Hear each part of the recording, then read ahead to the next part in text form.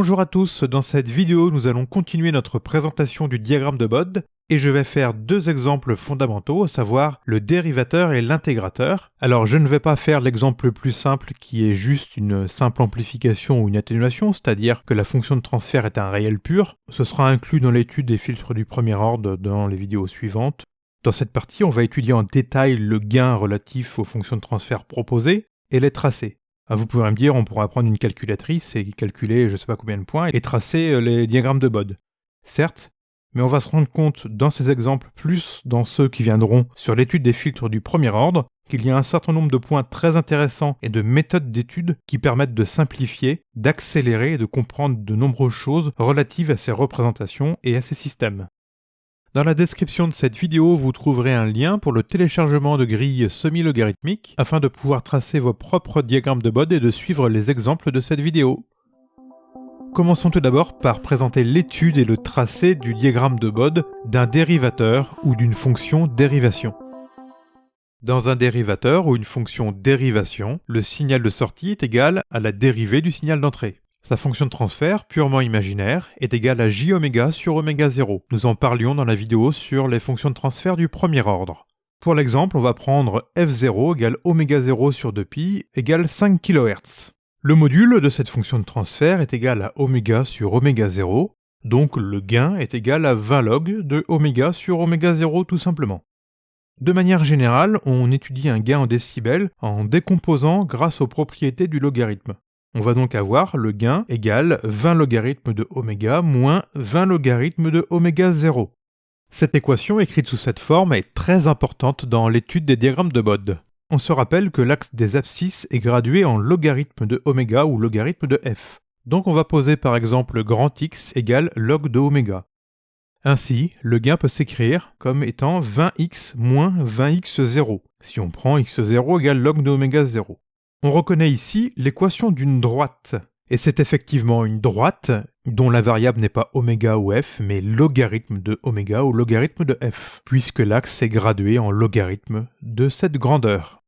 Donc la représentation d'une fonction de transfert de type j oméga sur oméga 0 est une droite sur un diagramme de Bode. Lorsqu'on a une droite, on peut se demander quelle est la pente, le coefficient directeur de cette droite. Donc ici on a 20 fois x.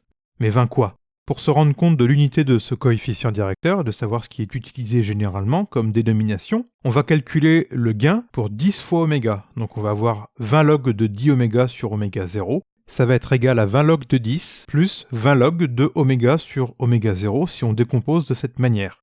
20 log de 10 c'est 20, donc on va avoir 20 plus le gain à oméga. Donc en fait, à une pulsation ou une fréquence multipliée par 10, on a augmenté de 20 décibels. On en déduit que le coefficient directeur de cette droite est de 20 décibels par décade. On peut aussi imaginer cette pente comme n'étant pas une pente par décade, mais par octave. Et si on multiplie la fréquence par 2, on se retrouve avec une pente de plus 6 dB par octave. On va aussi s'en apercevoir tout à l'heure quand on va tracer cette droite. Alors vous allez me dire, tout ça pour une droite ? Oui, effectivement, tout ça pour une droite. Premièrement, c'est pas évident au premier coup d'œil. Deuxièmement, ce phénomène de droite sur un diagramme de Bode et ce phénomène de 20 décibels par décade, on va s'en servir souvent. On verra qu'il est caractéristique du premier ordre. Il est obtenu parce qu'on a oméga et uniquement oméga dans l'équation. On verra aussi que dans le cadre des ordres supérieurs, donc deuxième ordre avec du oméga carré, eh bien on aura au final des pentes de 40 dB par décade ou de moins 40 dB par décade, etc., etc. Nous allons maintenant tracer ce gain en fonction de la fréquence. Prenons une grille semi-logarithmique, l'axe des abscisses je le mets en fréquence. Il faut toujours calibrer sa grille semi-logarithmique pour placer correctement ses valeurs. Ici j'ai pris sur 5 décades. Dans ce genre de représentation, on place toujours la fréquence caractéristique vers le milieu du graphe, ou au moins les points qui nous intéressent plus au milieu. Ainsi, pour placer 5 kHz à peu près au milieu, on va devoir placer la décade 1000 à 10 000 au milieu. Et puis on gradue ces décades de cette manière. Donc ici, avec les 5 décades, on va être entre 10 Hz et 1 MHz. Le 5 kHz, le F0, se trouve à la graduation numéro 5 entre 1000 et 10 000. Et le gain pour f égale f0 ou oméga égale oméga 0 égale 0 dB dans ce cas-là. On a le module de la fonction de transfert qui vaut 1. Donc on a un point à cet endroit-là sur la grille, et que j'ai volontairement placé au milieu de ma grille en ordonnée.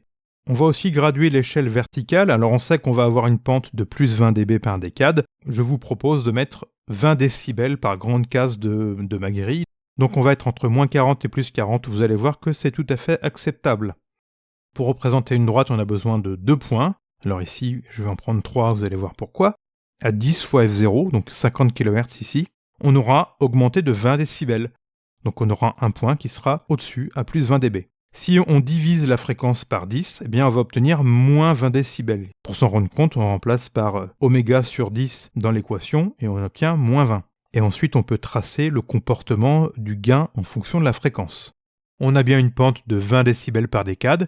Et si vous regardez finement, par exemple à 10 kHz, donc à 2 fois F0, on a bien augmenté de 6 dB, on a bien 6 dB par octave. Lorsque la fréquence est très très grande devant F0, le gain est très très supérieur à 0. Donc ça veut dire que l'amplification va être très très grande. Effectivement, on a du oméga sur oméga 0, plus oméga augmente, plus la valeur de l'amplification est grande. Donc pour F très très supérieur à F0, on va avoir de fortes amplifications, et ce qui va poser des problèmes. On verra un peu plus tard que l'on ne crée pas de dérivateur pur, on va adapter afin d'éviter d'avoir ces amplifications en très haute fréquence.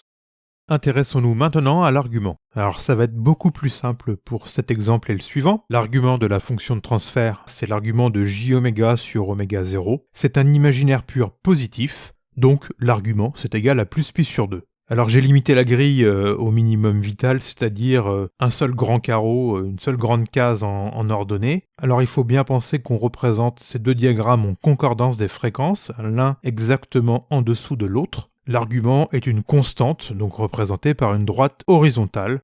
Donc pour ce dérivateur, le déphasage est constant, quelle que soit la fréquence, et le signal de sortie est déphasé de plus pi sur 2 par rapport au signal d'entrée. Ça s'arrête là pour cet exemple. On verra des choses plus complètes sur les arguments des fonctions de transfert du premier ordre. Deuxième exemple, l'intégrateur, qui est une fonction de transfert purement imaginaire aussi et qui est égale à oméga 0 sur j-oméga. On va prendre la même fréquence caractéristique pour cet exemple. Le module est égal à oméga 0 sur oméga et le gain 20 log de oméga 0 sur oméga. On va décomposer le gain de la même manière et on va se retrouver avec une équation similaire que celle du dérivateur, sauf que cette fois-ci on a moins 20 log de oméga, donc on va avoir une pente négative de moins 20 décibels par décade.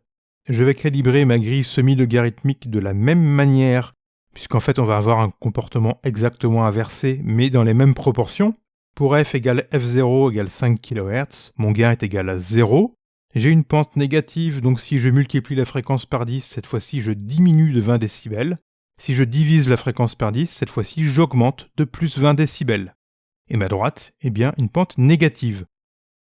On remarque que pour les fréquences très très inférieures à f0, le gain est très très supérieur à 0, donc on va avoir des fortes amplifications en basse fréquence, et notamment le continu va être amplifié par un coefficient qui tend vers l'infini. Je vous rappelle que la fréquence nulle est rejetée en moins l'infini, donc la droite continue d'augmenter vers la gauche et ne s'arrête jamais. Alors une amplification infinie n'est pas possible dans la réalité, et je vous montrerai comment on réalise un système d'intégration en électronique et comment s'affranchir de ce problème. L'étude de l'argument va être tout aussi rapide que précédemment. Nous avons argument de oméga 0 sur j-oméga, qu'on peut aussi écrire argument de moins j, oméga 0 sur oméga. On a un imaginaire pur négatif, donc l'argument est égal à moins pi sur 2. Je limite la grille au minimum comme précédemment, et on a une droite horizontale à moins pi sur 2. Le signal de sortie est déphasé de moins pi sur 2 par rapport au signal d'entrée. Dans les parties suivantes, nous parlerons des filtres du premier ordre, leurs fonctions de transfert et leurs diagrammes de Bode. Portez-vous bien!